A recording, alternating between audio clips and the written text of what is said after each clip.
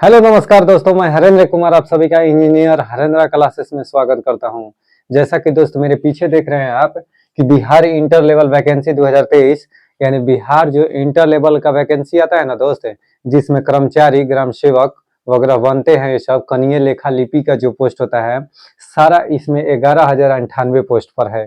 ठीक है, इसमें बात करेंगे कि कितना कर्मचारी का केवल है, यानी राजस्व कर्मचारी का कितना है और ग्राम सेवक का कितना है। इस वीडियो में ए टू जेड सारा इंफॉर्मेशन हम लोग जानेंगे। और क्या जानेंगे सर कि इसमें योग्यता क्या है।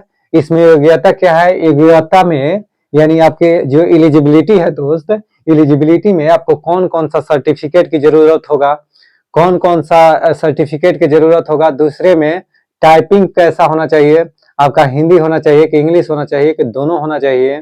ठीक है, ए टू जेड सारा चीज पर हम लोग डिस्कस करेंगे। और साल एनसीएल सर्टिफिकेट के बारे में जरूर खास करके फोकस करेंगे कि एनसीएल सर्टिफिकेट क्यों मैंडेटरी है। एनसीएल सर्टिफिकेट को अभी ही आप बनवा कर अपने पास सिर्फ रखिएगा इसको, जब तक कि पूरा बहाली की प्रक्रिया बीत ना जाए। ठीक ना दोस्त, क्योंकि 7 साल बाद भी वही एनसीएल मांग दिया था जो बहाली के फॉर्म भराते समय मांगा था। सोच के देखिए, जिस लड़का को नहीं था उसको बहुत कठिनाई हुआ, बहुत परेशानी हुआ। कुछ लड़के डॉक्यूमेंट वेरिफिकेशन में छट भी गए थे। आपका अगर कंप्यूटर से रिलेटेड रह गया सवाल कि सर एडीसीए डीसीए का सर्टिफिकेट है, अगर आपका जो रजिस्ट्रेशन नंबर है आपका नेट पर नहीं सर्च कर रहा होगा या वह इंस्टीट्यूट बंद हो गया होगा, तब आपको दिक्कत हो सकता है। क्योंकि इस बार जो मेरा दोस्त इस बहाली में गए हैं, यानी जो पिछला जस्ट बहाली साल भर 1 साल पहले 1.5 साल पहले कराया है ज्वाइनिंग, उसमें हम दोस्त से खुद बात किए हैं। वह सब बता रहा था कि ये चीज हमको झेलना पड़ा, या जिस लड़के को नहीं था जिसके पास डॉक्यूमेंट उसको क्या क्या झेलना पड़ा, वो सारा चीज आज इस वीडियो में हम लोग डिस्कस करेंगे। ठीक है दोस्त, इसलिए इस वीडियो को ध्यान से केयरफुली शुरू से लेकर अंत तक देखिएगा, बिना स्किप किए आराम से समझते चलिए। ठीक है, देखिए अगर बिहार एसएससी में सर बात करें ना कि टोटल वैकेंसी कितना है, तो टोटल वैकेंसी की बात करें तो 11,098 है। कितना है दोस्त? 11,098 है। ठीक है, अब सर योग्यता की बात करते हैं तो 10+2। अब एक लड़का क्या पूछेगा ना कि सर मेरा आईएसी है क्या मैं भर सकता हूँ, मेरा आईए है क्या भर सकता हूँ, मेरा आई कम है क्या भर सकता हूँ। तो दोस्त आप आईएसी हो, आई कम हो या आईए हो, कुछ भी हो, केवल इंटरमीडिएट होना चाहिए। इसमें साइंस आर्ट्स कॉमर्स की बात नहीं की गई है, यानी आप केवल इंटरमीडिएट हो तो आपको भरने का पूरा हकदार है, यानी आप भर सकते हैं। ठीक, एक्स्ट्रा डॉक्यूमेंट में क्या चाहिए दोस्त, तो देखिए इसमें जनरली लोग बता रहे हैं ना, आपको यूट्यूब पर बहुत सारे ऐसे वीडियो पड़े मिलेंगे कि जिसमें बता रहा है ना कि 10+2 एलिजिबिलिटी है, बस दैट्स इट। यानी 10+2 एलिजिबिलिटी है, बस कुछ नहीं। आप जब डीवी होगा ना तब आपको दिक्कत होगा। उस समय ये थी कंप्यूटर का डॉक्यूमेंट मांगता है दोस्त, कंप्यूटर सर्टिफिकेट मांगता है। कंप्यूटर सर्टिफिकेट में या तो आपका डीसीए होना चाहिए, नहीं तो एडीसीए का सर्टिफिकेट होना चाहिए। किसका? एडीसीए का सर्टिफिकेट, कम से कम 1 साल या 2 साल या मोर देन 1 ईयर, खुद ही कहते हैं। आपका कोई भी एक सर्टिफिकेट होना चाहिए। वह सर्टिफिकेट जिस इंस्टीट्यूट से आप प्राप्त किए हैं वह इंस्टीट्यूट जिंदा होना चाहिए। जिंदा मतलब समझ रहे हैं? जिंदा मतलब ये चीज बता रहे हैं कि वह इंस्टीट्यूट वर्तमान में चलना चाहिए। अगर आपका इंस्टीट्यूट बंद हो गया है फिर तो आपको दिक्कत है, फिर आपको दिक्कत है। रजिस्टर्ड अगर है वह बंद हो गया है फिर आपको दिक्कत है, क्योंकि पिछला बार जब वैकेंसी में डीवी हो रहा था, यानी पिछला बहाली जो प्रोसेस कंप्लीट हुआ 7 साल 8 साल बाद, उसका जब डीवी हो रहा था तो जो लड़के के पास, जिस लड़के का जो भी अपना कंप्यूटर सर्टिफिकेट दिखाया उसका रजिस्ट्रेशन नंबर से सारा उसका जहां से वो पढ़ाई किया है वो सब सारा चीज खुल जाता था। खुलने के बाद वहां पर वो पूछता था, वेरिफिकेशन कराता था कि क्या ये लड़का गया है कि नहीं, वहां पर देखता था कि आपका अटेंडेंस कंप्लीट है कि नहीं। समझ गए? इतना बेहतरीन ढंग से डीवी हुआ है पिछला बार। इसलिए आप लोग आइंदा ये सब गलती मत कीजिएगा मेरे दोस्त। ठीक, आप लोग प्लीज आपसे रिक्वेस्ट है कि कृपया करके आप कहीं डॉक्यूमेंट बनवाइए तो बहुत बढ़िया से अच्छे से, क्योंकि अगर एक बार इससे चूक गए ना तो आपका सारा मेहनत बर्बाद हो जाएगा। रोते रह जाइएगा, कोई फायदा नहीं होगा, क्योंकि 2-2 लड़के छटे हुए मेरे पास ही हैं। समझ गए ना, मेरे दोस्त ही हैं जो डीवी में छटे हुए हैं। इसलिए कृपया करके ऐसा गलती ना करें। ठीक। और क्या शर्त, हिंदी या इंग्लिश दोनों टाइपिंग, प्लस में जरूर लिखें कि यह ऐसा बहाली है जिसमें हिंदी टाइपिंग भी दिया जाता है, इंग्लिश टाइपिंग भी लिया जाता है सबसे। अगर आप हिंदी में फेल हो जाते हैं तो आपको इंग्लिश वाला जहां टाइपिंग होगा जरूरत, वहां पर आपको सिलेक्ट करेगा। जहां हिंदी इंग्लिश दोनों में आप टाइपिंग पास करते हैं तो आपको मनचाहा पोस्ट मिलेगा। समझ गए ना? तो इसलिए टाइपिंग हिंदी या इंग्लिश दोनों मारना है आपको, दोनों टाइपिंग मारिए, ठीक है। और टाइम है, आप अच्छे से कर सकते हैं। अच्छा सर ये तो बात हो गया। अब देखिए एज यूनिट एज ऑन, यानी एज जो होना चाहिए ना दोस्त, वह 1 अगस्त 2023 मांगा है। यानी 1 अगस्त 2023 तक आपका एज 18 वर्ष हो जाना चाहिए। आपका एज जो है दोस्त 1 अगस्त 2023 तक 18 वर्ष हो जाना चाहिए। अच्छा सर, एक लड़का का 18 वर्ष हो गया। अब कह रहा है कि जनरल का जो एज चाहिए ना दोस्त, तो 18 से 37 वर्ष, अर्थात सर एक लड़का के जो जनरल एज चाहिए वो 18 से 37 वर्ष तक होना चाहिए। ओबीसी का बात करें या ईबीसी का, तो 18 से 40 वर्ष तक इसका एज चाहिए। और सर अगर एसी एसटी की बात करें तो 18 से 45 वर्ष तक, यानी अगर एसी एसटी है 18 से 42 वर्ष तक, ठीक है। 18 से आपको 45 वर्ष तक बाबू, कितना तक? 45 वर्ष तक, ठीक है। क्योंकि एसी एसटी को 5 साल और ओबीसी या ईबीसी को 3 साल का छूट दिया जाता है। जो एनसीएल या ओबीसी बनवाते हैं ना, उससे आपको 3 साल या एनसीएल से 3 साल की छूट मिलती है। जैसे 37 साल तक जनरल के, तो जनरल में 3 साल जोड़ लीजिए तो 40 वर्ष तक ईबीसी या ओबीसी का, और एसी एसटी का 5 वर्ष मिलता है, यानी 18 से 45 वर्ष तक होगा आपका, होना चाहिए। यानी 18 से 45 वर्ष तक आप एसी एसटी हैं तो भर सकते हैं। और सर अप्लाई डेट की बात करें कि सर अप्लाई कब से होगा, तो देखिए 27 सितंबर से 11 नवंबर तक होगा। यानी आपका जो फॉर्म अप्लाई होगा वह 27 सितंबर से 11 नवंबर तक होगा। 11 नवंबर तक होगा आपका फॉर्म अप्लाई। इस दौरान क्या करना है कि आपको एनसीएल जरूर बनवा लीजिएगा मेरे दोस्त, ठीक है। एनसीएल आप जरूर बनवा लीजिएगा।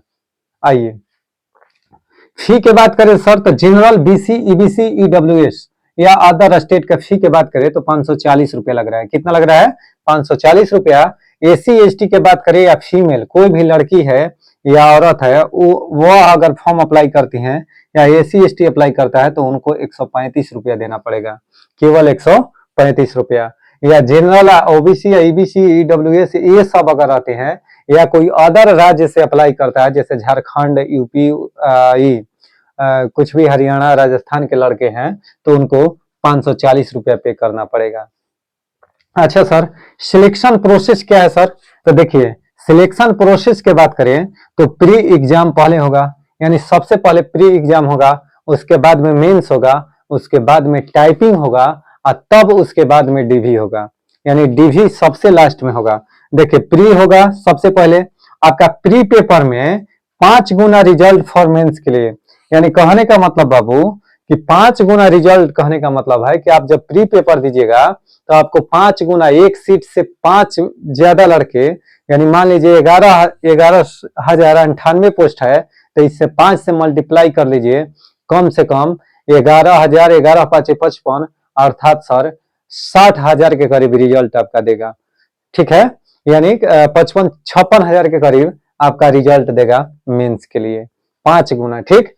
अगर 5 गुना रिजल्ट दिया सर मेंस एग्जाम के लिए, 5 गुना रिजल्ट देगा, अब मेंस कराएगा, अब मेंस के लिए अलग अलग कट ऑफ जारी करेगा, फिर अपना कट ऑफ जारी करेगा। उसके बाद क्या करेगा कि डीवी के लिए शॉर्ट लिस्टेड करेगा, टाइपिंग के लिए शॉर्ट लिस्टेड करेगा, और तब जाकर फाइनली आपका मेरिट लिस्ट डिसाइड होगा। अच्छा सर इसमें बात करें कि सर राजस्व कर्मचारी के कितना सीट है, यानी राजस्व कर्मचारी की कुल संख्या 3559 है। राजस्व कर्मचारी की कुल संख्या की बात करें तो 3559 है, जिसको अपना ही ब्लॉक में कर्मचारी कहते हैं, कर्मचारी जी प्रणाम, तो वही है कर्मचारी जी की संख्या 3559। कितना है कर्मचारी जी की संख्या? 3559। अब पंचायत सचिव की कुल संख्या, पंचायत सचिव जानते हैं दोस्त, ग्राम सेवक, ग्राम सेवक जो होता है ना वही पंचायत सचिव होता है, जिसके पास आप ये सब अपना ही बच्चों का ये क्या होता है जन्म प्रमाण पत्र वगैरह लेकर जाते हैं बनवाने के लिए, तो वही पंचायत सचिव हो गए। और इनकी संख्या, पंचायत सचिव की संख्या 3532 है। कितना है? 3532। अब ध्यान से देखिएगा कि नो टाइपिंग रिक्वायर्ड, यानी इन दोनों पोस्ट के लिए टाइपिंग की जरूरत नहीं है, टाइपिंग रिक्वायर्ड नहीं है। अर्थात सर राजस्व कर्मचारी और पंचायत सचिव के लिए कोई टाइपिंग की जरूरत आपको नहीं है। अब आते हैं सिलेबस के बारे में कि सर आखिर बता दीजिए कि इसका सिलेबस क्या है। तो देखिए दोस्त, इसमें टोटल 150 क्वेश्चन पूछा जाएगा। टोटल नंबर ऑफ क्वेश्चन के बात करें, क्वेश्चन के बात करें तो 150 क्वेश्चन रहेगा। कितना दोस्त? 150 क्वेश्चन पूरा रहेगा। ठीक है। अब 150 में सर मैथ कितना रहेगा? तो मैथ 25 रहेगा, यानी मैथ का 25 क्वेश्चन रहेगा। रीजनिंग के बात करें तो 50 क्वेश्चन रहेगा। जीके के बात करें तो 50 क्वेश्चन रहेगा। और जीएस के यानी जनरल साइंस के बात करें तो वह 25 क्वेश्चन रहेगा। यानी टोटल आप देखिएगा तो यहाँ पर 150 क्वेश्चन रहने वाला है। अच्छा सर, निगेटिव मार्किंग होगा क्या? तो हाँ भाई, निगेटिव मार्किंग भी है, यानी 1/4 है। कहने का मतलब है बाबू कि 1/4। देखिए प्रत्येक जो क्वेश्चन है 1 मार्क्स के लिए होने वाला है। ऐसा मत समझिएगा कि 2-3 मार्क्स के लिए होगा, ऐसा कुछ भी नहीं है। अब 1/4 निगेटिव है, यानी 4 गलती पर आपका 1 सही कटेगा। 4 गलती पर आपका 1 सही कटेगा। अच्छा sir, previous year cut off के बारे में बात करें कि सर प्रीवियस ईयर यानी जो पिछला बार सिलेक्शन हुआ था उसका प्री का कट ऑफ कितना था? सर मेंस का कट ऑफ शो नहीं किया है, मेंस के cut off Bihar government show नहीं किया है, इसलिए प्री का कट ऑफ निकाला था। तो वो कट ऑफ मैं बता रहा हूं। देखिए जनरल के बात करें दोस्त तो जनरल का 96.91 गया है। बीसी 2 का बात करें या ओबीसी का तो उसका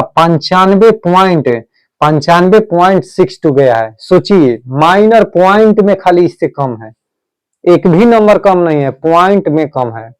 अच्छा सर, BC1 या EBC के बात करें तो 88.05 है, और AC के बात करें तो 76.61 है, और ST के बात करें तो 76 है। कितना है दोस्त? 76 के अप्रोक्स है। ठीक है, यानी ST के बात करें दोस्त तो 76 के अप्रोक्स मार्क्स है, यानी 150 में ये सब प्री का कट ऑफ है, 150 में। अच्छा सर, ये बताइए कि यही कट ऑफ क्या इस बार रहने वाला है? तो दोस्त ऐसा बिल्कुल भूल जाइएगा। पहले के आज से 10 साल पहले का कंपटीशन, ये 2014 का बहाली था, आज है 2023। 10 साल पहले का बहाली और आज के बहाली में लाख लेख के अंतर है। दूसरे में और चीज, इसका कट ऑफ कम जाने का वजह क्या है कि इतना दिन यह जो फॉर्म था इतनी बार रिजेक्ट हुआ। फॉर्म तो रिजेक्ट नहीं कहेंगे, जो एग्जाम डेट था इतनी बार कैंसिल होते गया कि तब तक दूसरे रूट में लड़के चले गए, यानी इसका फॉर्म भरा हुआ लड़का कहीं दूसरे जगह जॉब पकड़ लिया। इस प्रकार से इसमें भीड़ थोड़ा कम हो गया, जिससे इसका कट ऑफ थोड़ा कम गया। लेकिन दोस्त ऐसा पिछली बार के कट ऑफ देखकर बिल्कुल तैयारी मत कीजिएगा। इस बार नए सिरे से तैयारी कीजिए जबरदस्त तरीका से, क्योंकि आने वाला जो पेपर है बहुत हाई कट ऑफ जाने वाला है, क्योंकि बहुत बढ़िया पोस्ट है, इस पर अच्छी बहाली आई है। इस पर जम कर लड़के तैयारी भी करेंगे, क्योंकि इसका दरोगा का सेम पेपर होने वाला है, जनरल कंपटीशन का जो सिलेबस है। इसलिए दोस्त इसका टक्कर जबरदस्त होगा, इसलिए इसको हल्का में न लीजिएगा प्लीज मेरे दोस्त। आप जरूर रिकमेंड करेंगे कि आप तैयारी जबरदस्त तरीके से कीजिए, नए सिरे से कीजिए। इस कट ऑफ का कोई मायने नहीं रहता है, इसलिए कि 10 साल पहले के बहाली का आप कट ऑफ डिसाइड नहीं कर सकते हैं आज के एग्जाम में। ठीक है दोस्त, तो यही मेरे को सूचना देना था। अगर आपको यह वीडियो अच्छा लगे तो कृपया करके दोस्तों के पास शेयर सब्सक्राइब करना ना भूलें, और इस वीडियो को लाइक बटन दबाकर जरूर अपने भाई को सपोर्ट करें। ठीक भाई, और जरूर कमेंट बॉक्स में रिप्लाई करें कि यह वीडियो आपको कैसा लगा। अगर यह वीडियो अच्छा लगे तो कमेंट बॉक्स में जरूर कुछ ना कुछ रिप्लाई कीजिएगा। ठीक है दोस्त, जय हिंद जय भारत।